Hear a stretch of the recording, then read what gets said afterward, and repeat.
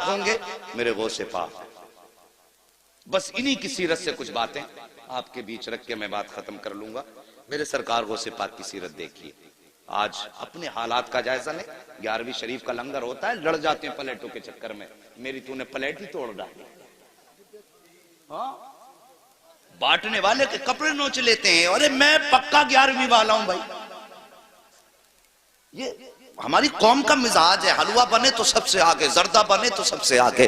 حلوے تو کھائے گا تو سیرت کون سیکھے گا، زردے تو کھائے گا تو سیرت کون سیکھے گا۔ ہاں میرے سرکار غوث پاک کا کردار دیکھو، اللہ اکبر۔ سرکار غوث پاک کے دور میں گویا تھا جس کی آواز بڑی اچھی تھی، اتنی اچھی آواز تھی کہ لوگ اس کو گانا سننے کے لیے بلایا کرتے تھے، وہ گانے گایا کرتا تھا۔ لیکن اب سنو اللہ والوں کے کام کیا ہوتے ہیں، سننا ذرا غور سے اس بات کو، شاید کہ اتر جائے تیرے دل میں میری بات۔ انہوں نے غوث پاک کے دور میں جب اس نے گانا شروع کیا نا، میرے غوث پاک فرماتے ہیں سن تیری بڑی اچھی آواز ہے، گانے نہ گایا کر، اس سے اللہ ناراض ہوتا ہے، کچھ اور نعت پڑھ لیا کر۔ وہ کہنے لگا یار دیکھو تو عبدالقادر کو میری کمائی سے جلن ہوتا ہے، میری شہرت سے جلتے ہیں۔ اللہ اکبر۔ غوث پاک کو اور چوراہے پہ کھڑے ہو کے برائیاں کرنے لگا۔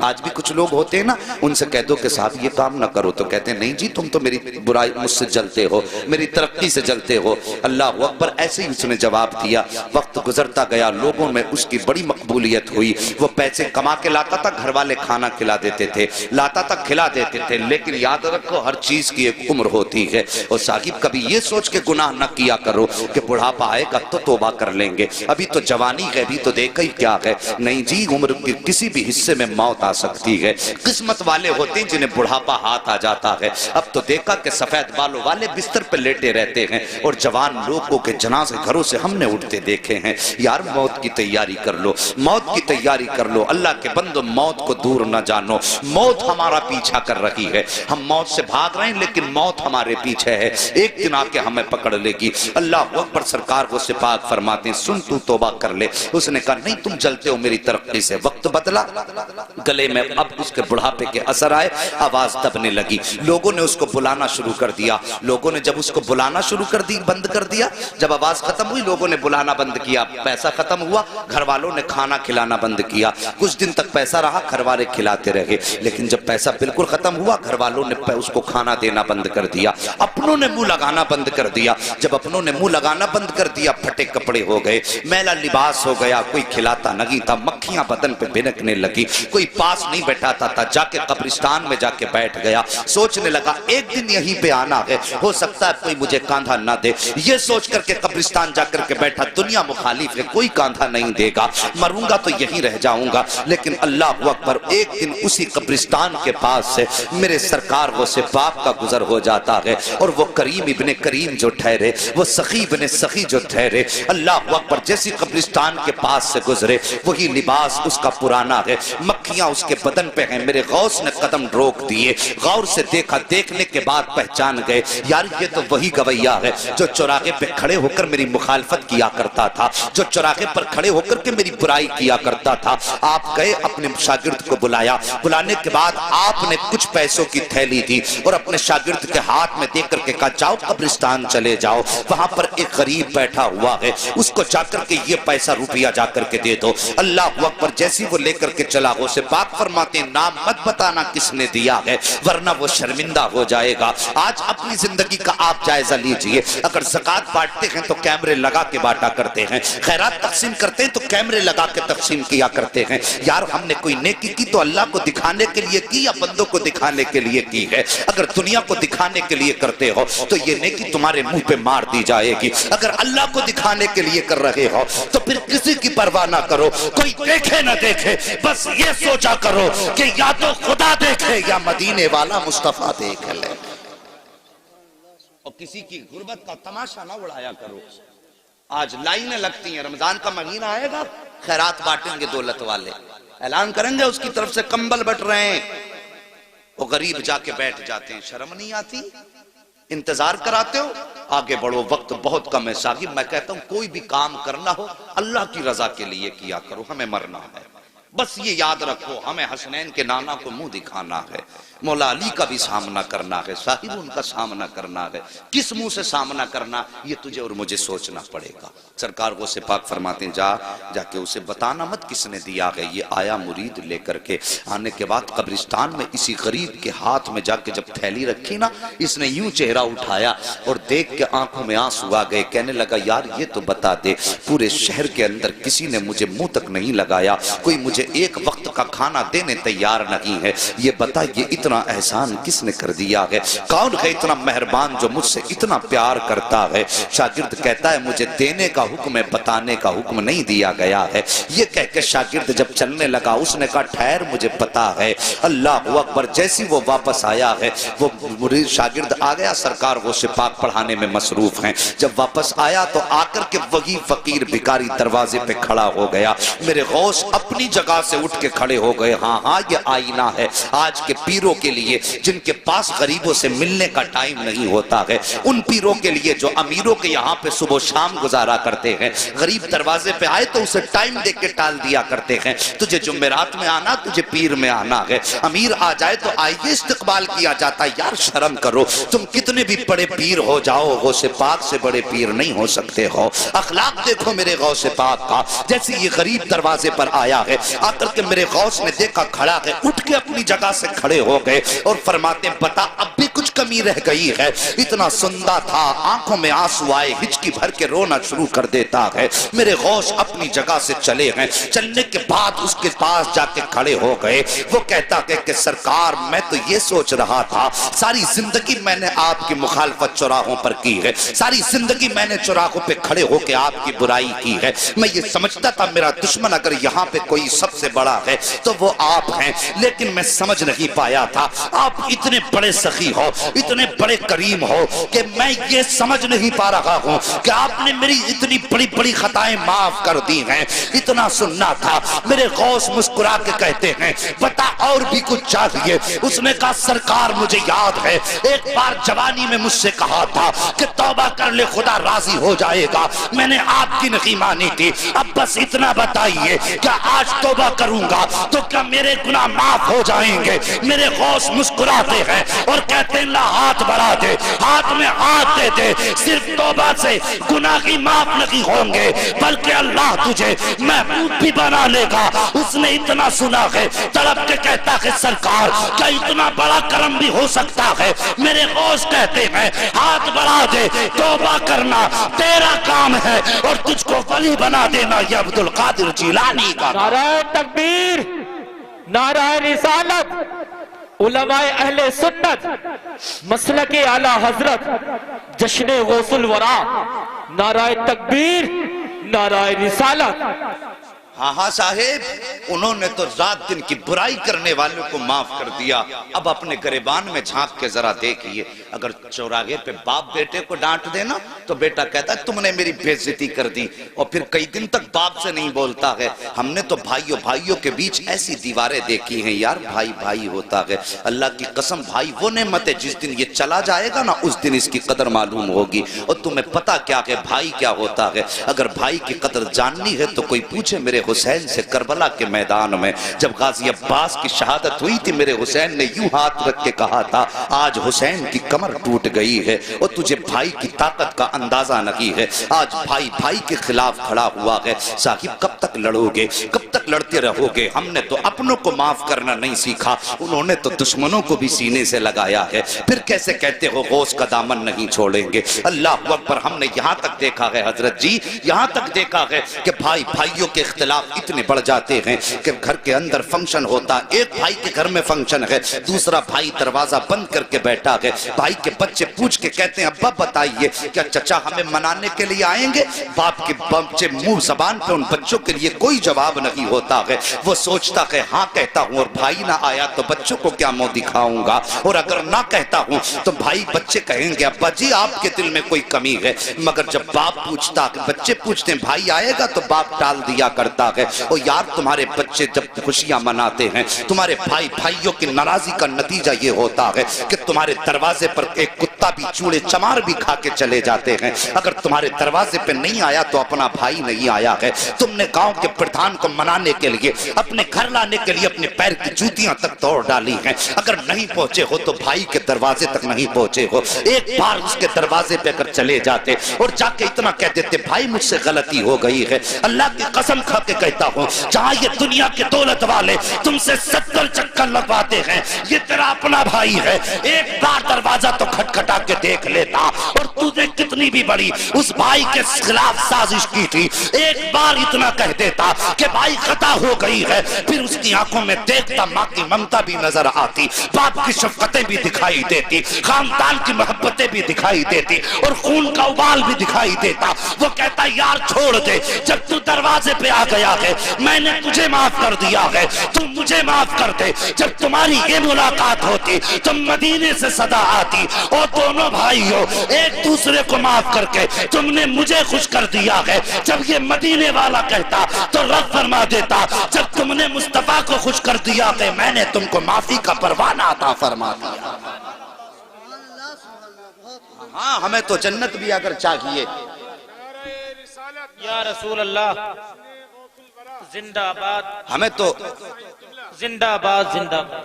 ہمیں تو جنت بھی وہ چاہیے جو مولوی 100 روپے لے کے جنت بانٹ کے چلا جائے. جنت کیا مولوی کے باپ کی ہے؟ مجھے نہیں آتا یہ کہنا کہ ایک رات جلسہ کرا تو جنتی ہو جاؤ گے. ہاں ہاں وہ بات اپنی جگہ صحیح ہے, کوئی ایک نیکی اگر کام آ گئی تو بخشش کے لیے کافی ہو جائے گی, لیکن ٹھیکہ نہیں, گارنٹی نہیں. یہ بات یاد رکھنا کہ زندگی میں ایک جلسہ ہو اس میں آ کے سن لی اور پورے سال خرافاتیں کرتے رہے, پھر ایسے جلسوں کا نتیجہ کیا؟ آج آ کے بیٹھے کچھ حاصل کر کے جاؤ. میرے غوث نے تو دشمن کو بھی معاف کر دیا, پھر ہم اپنے بھائی کو معاف کرنے کی ہمت کیوں نہیں رکھتے؟ اور سوچو ذرا, دل پہ ہاتھ رکھ کے سوچو, جب میرے نبی کے پتھر مارے نا ظالموں نے تو صحابہ کہتے تھے آقا اب تو پانی سر سے اوپر ہو گیا ہے, اب بد دعا کر ہی دیجئے.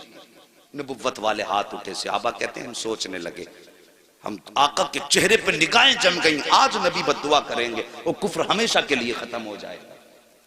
صحابہ فرماتے ہم نے دیکھا نبوت والے وہ ہونٹ ہلے جن کے بارے میں میرے امام نے مسکرا کے کہا پتلی پتلی گلے قدس کی پتیاں, ان لبوں کی نزاکت پہ لاکھوں سلام. صحابہ فرماتے ہیں جب وہ ہونٹ کھلے نا ہم حیرت میں رہ گئے. نبی نے بد دعا نہیں کی بلکہ جملہ نکلا, اللہ یہ مجھے پہچانتے نہیں تو ان کو میری پہچان عطا فرما دے.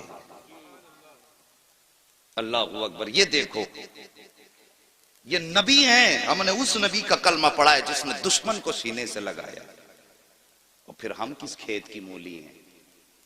میرے نبی نے یہی تو دین دیا تھا, معاف کرنے والا بدلہ لینے والے سے زیادہ طاقتور ہوتا ہے.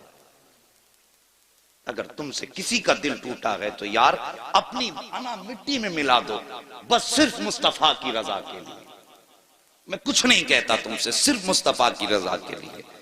اور صبح کو جا کے دروازہ کھٹکھٹا دو. اگر وہ یہ بھی کہے ذلیل تجھے شرم نہیں آئی, اتنا بے غیرت پھر بھی چلایا دروازے پہ, تو منہ نہ بگاڑنا, مسکرا کے کہنا یار میں تیرے لیے نہیں آیا, میں تو مدینے والے مصطفیٰ کے لیے آیا. اتنا کہہ کے اپنی انا مٹی میں ملا دو. حضرت علی فرماتے ہیں اگر کسی بڑے کا ادب کرنے میں یا انکساری میں کسی کی عزت کم ہو جائے تو حضرت علی فرماتے ہیں وہ قیامت میں میرا دامن پکڑ لے.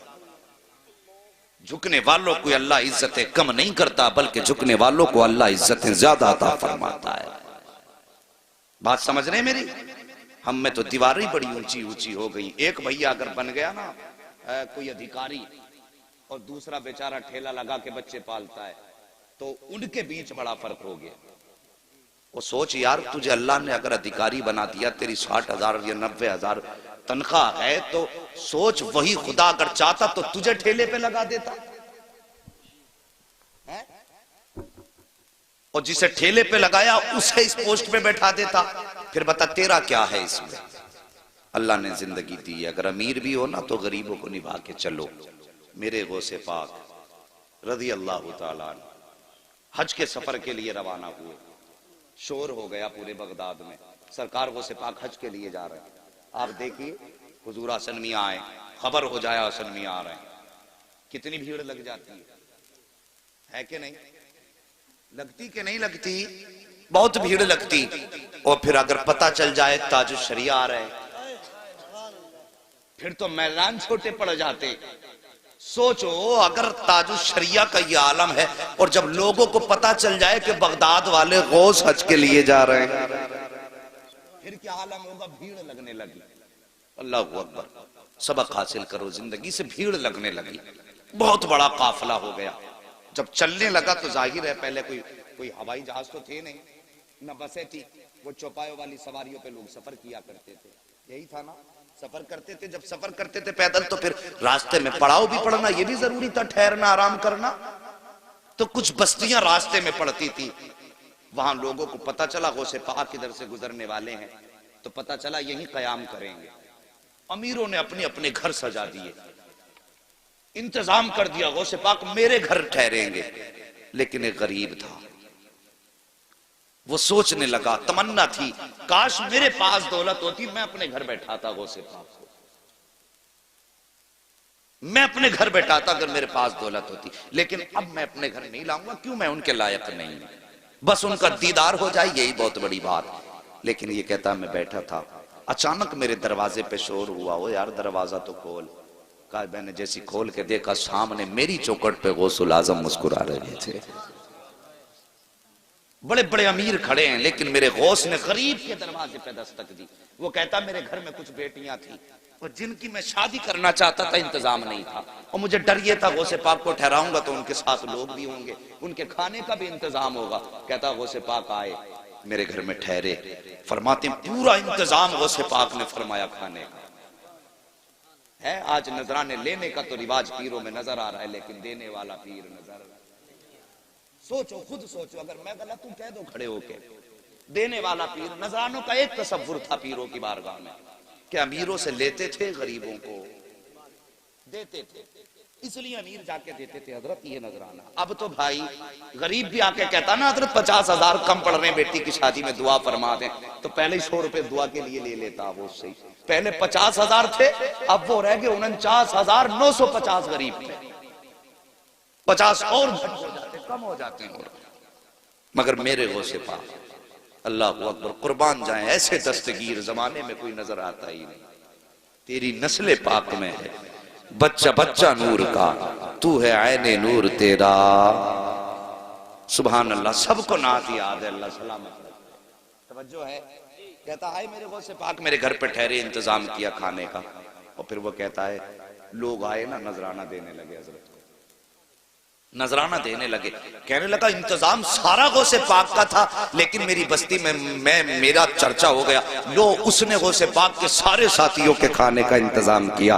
کہنے لگا دیکھو کام ان کا تھا, نام میرا ہو گیا. اللہ اکبر. کہتا ہے جب سارے لوگ کھا چکے, رات گزاری, صبح چلنے لگے, میرے غوث نے مجھے بلایا اور بلا کے فرمایا ذرا قریب آ, اور سینے سے لگا کے کان میں کہنے لگے بیٹیاں جوان ہیں, انتظام نہیں ہے شادی کا. تب بس اتنا کہا تھا, غوث پاک پہ جتنا بھی نذرانہ مریدوں نے دیا تھا وہ سب اٹھا کے میری گود میں ڈالا اور فرمایا جا جا بچیوں کا انتظام فرما دے. وہ کہتا ہے بظاہر تو تھوڑا تھا, لیکن اللہ نے اتنی برکتیں دی کہ میری بچیوں کی بھی شادی ہو گئی اور نسلوں کے گزارے بھی ہونے لگے. اللہ اکبر. کون دیتا ہے دینے کو منہ چاہیے, دینے والا ہے سچا. ہمارا نبی غریبوں سے پیار کرو, یہ میرے نبی کا فرمان ہے, اور یہ میرے غوث کی زندگی کا. ایک بات آخری نبی کی بیان کر کے بات ختم کر لوں, ابھی برداشت کریں گے تھوڑے سے. اللہ سلامت رکھ کے سارے بول دو یا رسول اللہ. ہے جی اتنی کنجوسی سے نہیں, اب نبی کے صدقے میں ہاتھ ملے تو اٹھائی دیجئے. میں نے اب تک کسی سے سبحان اللہ کہلوایا, تھکایا آپ کو, بس چاہتا تھا ذہن منتشر نہ ہو, دل میں بات اترے. لیکن اب ذرا بیداری دکھائیے اور بولیے یا رسول اللہ. اللہ سلامت رکھے. بس توجہ کیجئے, میرے نبی نے غریب پروری کیسی فرمائی. توجہ کرنا, بس 10 منٹ رہ گئے. خیریت ہیں پیچھے والے لوگ؟ ٹھنڈی ہوا تو نہیں لگ رہی ہے؟ کوئی بات نہیں, یہاں ٹھنڈی برداشت کر لو, قیامت میں گرمی سے غوث پاک بچا لیں گے انشاءاللہ. توجہ ہے. میرے نبی اللہ اکبر, اتنا غریب پرور قربان جاؤں. ہمیں تو دولت پہ بو ہے، گھمنڈ ہے دولت کا. کیا کرنا ہے یار؟ آج آنکھیں کھلی ہیں تو سب ہمارا ہے، جس دن بند ہو گئی سب پرایا ہے. اس پہ نہیں اترانا چاہیے، اس پہ نہیں اترانا چاہیے. واصف علی واصف ایک بڑا مشہور شخص گزرا ہے، انہوں نے اسکول بنایا، اسکول انٹر کالج جو بھی بنایا، لوگ اس بڑا نرم دل تھا. اس کی بات بہت اس نے اہم بات کہی تھی. اس نے لوگوں نے اس کے پاس آتے ایڈمیشن کرانے کے لیے تو لوگ کہتے کہ صاحب غریب ہیں فیس نہیں دے پائیں گے، تو کہتا تھا چلو معاف کر دیں. کوئی آ کے کہتا غریب ہے فیس نہیں دے پائیں گے تو لوگ کہتے تھے پھر کہتا معاف کر دی. جو اس کا پرنسپل تھا اس نے کہا سر اگر ایسے ہی معاف کرتے رہیں گے تو دھندا کیسے چلے گا؟ اس ٹائم تو کمائی کا سب سے اچھا سسٹم ہے، اسپتال بنا لو یا کالج بنا لو. سب سے تیز امیر ہونے والا سسٹم، کالج بنا لو یا اسپتال بنا لو، کوئی فیس نہیں. کتنا لے لیں کتنا دے دیں کچھ پتا نہیں ہے. توجہ ہے؟ ہاں برا مت ماننا اگر کسی کا اسکول ہو تو نصیحت حاصل کرنا. واصف علی واصف سے پرنسپل نے کہا کہ اگر سر ایسی معاف کرتے رہے تو دھندا کیسے چلے گا؟ اس نے کہا یہ اسکول میں نے پیسہ کمانے کے لیے نہیں بنایا. کہا پھر؟ کہا میں نے یہ جو لوگ بھیجے ہیں فری کیے ہیں اس لیے نہیں کہ یہ لوگ میرے اسکول کو پیسہ دیں، بلکہ اس نے کہا تھا میں اس لیے فیس معاف کر رہا ہوں تاکہ یہ لوگ میرے جنازے میں شامل ہو جائیں. یاد رکھنا اس بات، بہت بڑی بات اس نے کہی تھی. یہ میں اپنے جنازے کی بھیڑ بڑھا رہا ہوں، کوئی مہربانی نہیں کر رہا ہوں، جنازے کی بھیڑ بڑھا رہا ہوں. پتہ چلا اچھے عمل کرو گے تو بھیڑ اچھی ہوگی. لیکن یہ بھی ہوتا ہے پدھان مرے تھے، کتا مرا پدھان کا تو پورا گاؤں تھا، پدھان مرے تو آدھا بھی گاؤں نہیں تھا، اس لیے کہ وہاں تو پدھان کو منہ دکھانے گئے تھے. اب جب پدھان ہی مر گئے تو پھر کسے منہ دکھانے جاتے؟ سمجھ رہے نا میری بات؟ یہ محاورہ ہے، اگر کوئی برادری یہاں پدھانوں کی ہو تو برا مت ماننا کہ مولوی ہمیں کہہ گیا ہے جی. بس سمجھانا چاہتا ہوں کہ جب تک آنکھیں کھلی ہیں تب تک ہمارا ہے، آنکھیں بند ہوئی تو سب پر آیا، سب پر آیا. آؤ رب کے قریب ہو جاؤ، اپنے مصطفیٰ کے قریب ہو جاؤ. یہ زندگی کا سب سے اہم مشغلہ ہے کہ ہم مصطفیٰ کے قریب ہو جائیں. ہم تو غریب رشتہ داروں کو اپنانے سے انکار کر دیتے. اگر کہا جائے کہ یار تجھے اللہ نے اتنی دولت دی ہے، تیری بہن غریب ہے، اسی کی بیٹی لے آ گھر میں مدد کر دے اس کی، تو کہتا ہے کہ یار مدد کر تو دی، 4 لاکھ دے رہا ہوں. اور ظالم تیرے 4 لاکھ سے کیا مدد ہو جائے گی؟ اللہ نے تجھے دولت دی ہے، چلا جا بہن کے دروازے پہ جھولی پھیلا کے کہہ دے بہن اپنی بیٹی میری جھولی میں ڈال دے. اللہ کی قسم کھا کے کہتا ہوں خالی ہاتھ بہن کی بیٹی بھی آ کے لائے گا.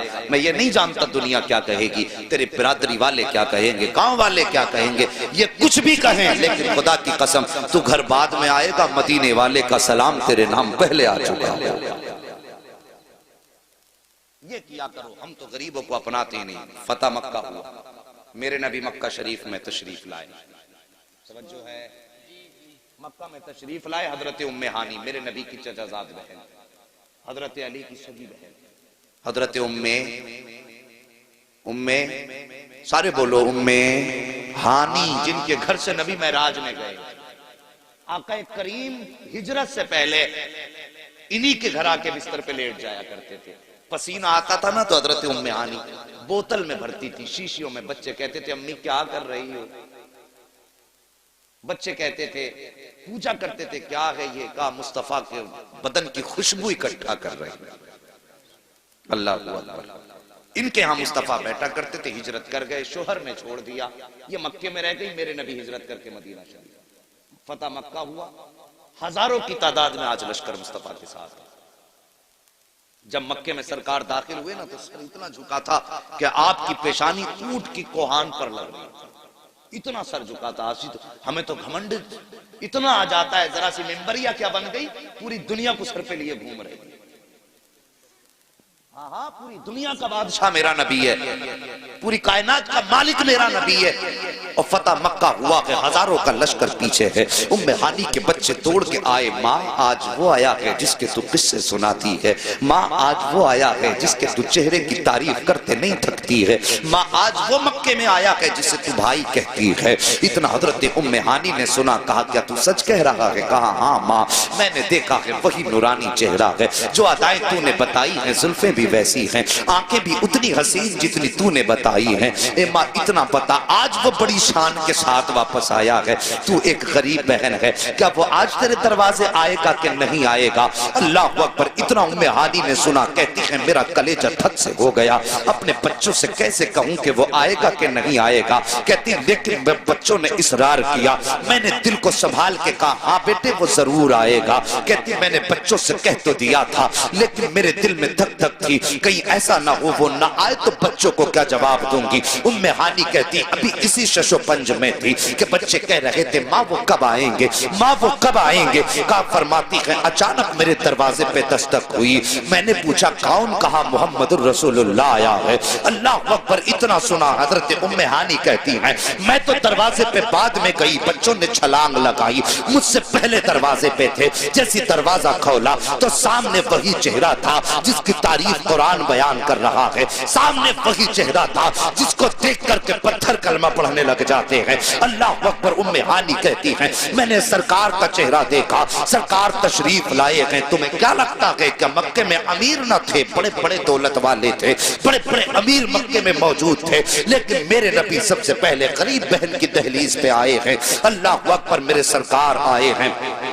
ام ہانی کے گھر تشریف لائے.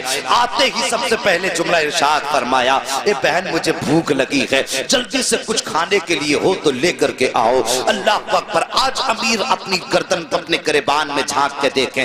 غریب رشتہ داروں کے یہاں بچوں کو لے کے جاتے ہیں تو چادر کو تین بار جھاڑتے ہیں, دکھاتے میں بڑا دولت والا ہوں. میں ایسی چادر پہ بیٹھتا ہوں جس پہ مکھی بھی نہیں بیٹھا کرتی ہے. بچوں سے کہتے ہیں نہیں بیٹے چچی ہے اس برتن میں مت کھانا, یہ گندا ہے, یہ مکھیاں بیٹھی ہیں. تجھے حیا نہیں آتی, تجھے شرم نہیں آتی, تجھے پتہ نہیں ہے تو نے بہن کے گھر پہ بچھی ہوئی چادر جب اپنے کپڑے سے جھاڑی ہے تو بظاہر تو نے اپنی شان دکھائی ہے, لیکن بستر پہ لگنے والا کپڑا صرف بستر پہ نہیں لگا بلکہ بہن کے کلیجے پہ لا کے بار بار لگا ہے. بہن کا بستر اس لیے جھاڑا جا رہا ہے کیونکہ وہ گندا ہے. آج تجھے بتاؤں بہن چیز کیا ہوتی ہے. میرے نبی حضرت ام ہانی کے گھر آئے ہیں. اللہ اکبر. کائنات کا بادشاہ ہے میرا نبی, سارے جہان کا مالک ہے میرا نبی. اللہ اکبر. 18,000 عالموں کا مالک میرا نبی ہے. ام ہانی کے گھر پہ آ کے کہتے ہیں بہن بھوک لگی ہے, اور سنو کوئی بستر تلاش نہیں کیا تھا بلکہ ٹوٹی چٹائی پہ بیٹھ جاتے ہیں. کہتے ام ہانی کچھ ہو تو لاؤ. اللہ اکبر. غربت کا عالم ام ہانی کے گھر میں ہے.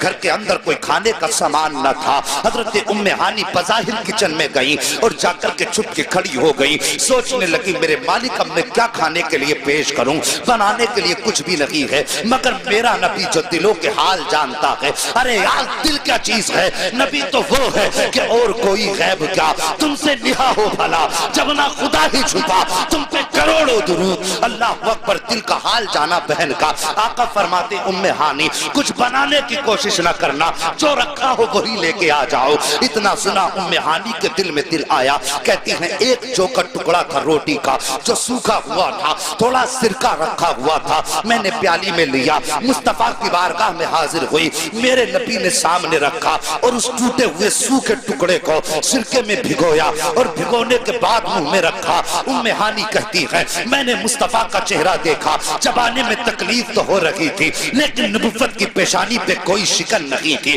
سرکار چباتے جا رہے تھے, مسکراتے جا رہے تھے. یہ نہیں کہا تھا بہن یہ سخت زیادہ ہے, یہ نہیں کہا تھا بہن حلق سے نہیں اتر رہا ہے. ام ہانی کہتی ہے میں محسوس کر رہی تھی کہ اس کو چبانے میں بھی مصطفیٰ کو تکلیف ہو رہی ہے, حلق سے اتارنے میں بھی تکلیف ہو رہی ہے, لیکن میرے نبی مسکرا رہے ہیں. ام ہانی کہتی ہیں بڑی مشکل سے میرے سرکار نے وہ لقمے حلق کے نیچے اتارے, اور اتارنے کے بعد یہ نہیں کہا تھا تو نے کیا کھلایا ہے, یہ کیا آگے رکھ دیا, بلکہ مسکرا کے کہتے ہیں ام ہانی تجھے کیا بتاؤں آج کون سی لذت تیرے کھانے میں آئی ہے. کہتے ام ہانی جو برسوں پہلے تیرے دسترخوان پہ لذت آئی تھی, آج برسوں کے بعد محمد کو وہ تیرے دسترخوان پہ اللہ نے لذت عطا فرمائی.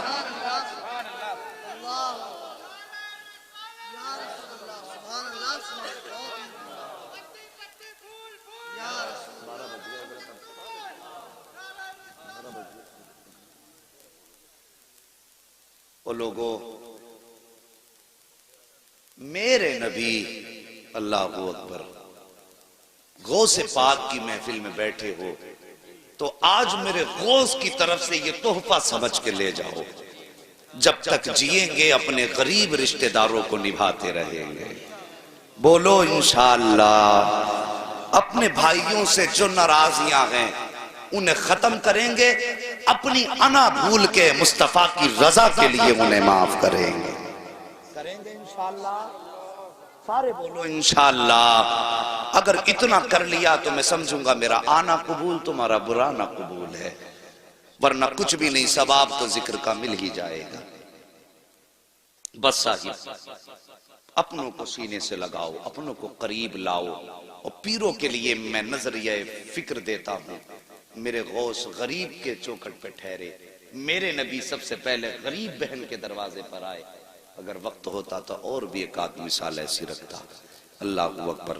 مگر میں یہ سمجھتا ہوں کھانا اتنا کھانا چاہیے جتنا ہضم ہو جائے، بہت زیادہ کھانے سے پیٹ خراب ہو جاتا ہے۔ کسی نے کہا تھا طوفان نوح لانے سے آخر کیا فائدہ، ایک اشک ہی بہت ہے اگر کچھ اثر کرے۔ بس یہ باتیں تھی، قرآن نے فرمایا یا ایھا الذین آمنوا اتقوا اللہ وکونوا مع الصادقین، اے ایمان والو اللہ سے ڈرو اور سچوں کے ساتھ ہو جاؤ۔ یہ اسی لیے ہم اپنے غوث کا بھی تذکرہ کرتے ہیں، اپنے صابر کی بھی باتیں کرتے ہیں، اپنے وارث کے بھی چرچے کرتے ہیں، ہم اپنے امام احمد رضا کے بھی تذکرے کرتے ہیں، غریب نواز کی بھی باتیں کرتے ہیں، مفتی اعظم کے بھی ذکر کرتے ہیں، تاج الشریعہ کا بھی نام لیا کرتے ہیں، اس لیے کہ اللہ نے تقوی کے بعد ہمیں ولیوں کے دامن سے لپٹنے کا حکم دیا ہے۔ یہ اس لیے کہ جب شیطان کو دوزخ جنت سے نکالا گیا تو اس نے کہا تھا میں انہیں بھٹکاؤں گا، میرے رب نے فرمایا جا تجھے میں نے پوری طاقت دی، لگا لے طاقت۔ اللہ اکبر۔ جب اسے پاور دی تو اللہ نے ہمیں پاورفل شخصیتیں عطا فرمائی ہیں، وہ پاورفل شخصیتیں اللہ کے ولی ہیں۔ تم تقوی اختیار کرو، اللہ والوں کے دامن سے وابستہ ہو جاؤ، تقوی اختیار کرو گے، عمل سلامت رہے گا، ولیوں سے نپٹو گے جا کر کے تو ایمان سلامت رہ جائے گا۔ ٹھیک ہے جی؟ اللہ تعالیٰ میرے بولنے میں آمدن صابن جو خطائیں لغزشیں ہوئی ہوں، مولا کریم اپنے حبیب کے صدقے میں میری خطاؤں کو معاف فرمائے، اور سارے لوگ کلمہ شریف پڑھ لیجئے، لا الہ۔